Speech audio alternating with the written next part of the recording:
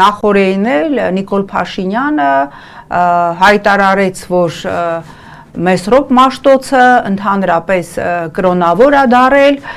որովհետև այլ տարբերակ չուներ կրթություն ստանալու, մինչ այդ եղել է պետական պաշտոնյա, շատերը վախեցան, ասեցին, ես կարող է, ինքը ուզում է գնա վեհափարին հանի, ինքը ժամանակավոր տեղապահ դառնա, հետո հայտարարեց, որ դե մենք ընդհանրապես քրիստոնեություն ընդունել ենք, որտեղ մի արարատյան լուսապայծառ առավոտ Տրդատ թագավորը զարթնել է եւ որոշել է, որ մենք լինենք քրիստոնյա,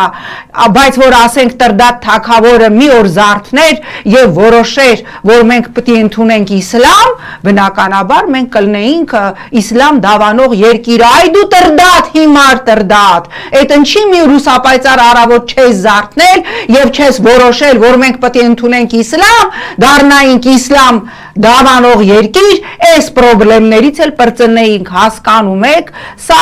ինչ ասեմ, սա աբսուրդ չի, սա զավեշտ չի, այս մարդը այնպիսի հակահայ օրակարգեր է բերում, այնպիսի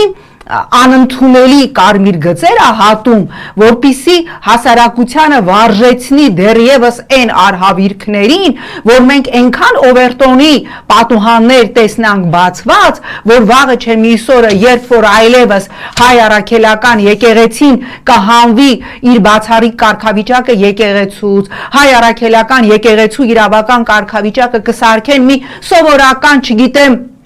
ինցեստ քարոզող աղանդի, կրոնական աղանդի կարգավիճակի, մենք ասենք, հա ինչ, օքեյ է, նորմալ է, հասկանում եք, ինքը մեր հանրային օրգանիզմը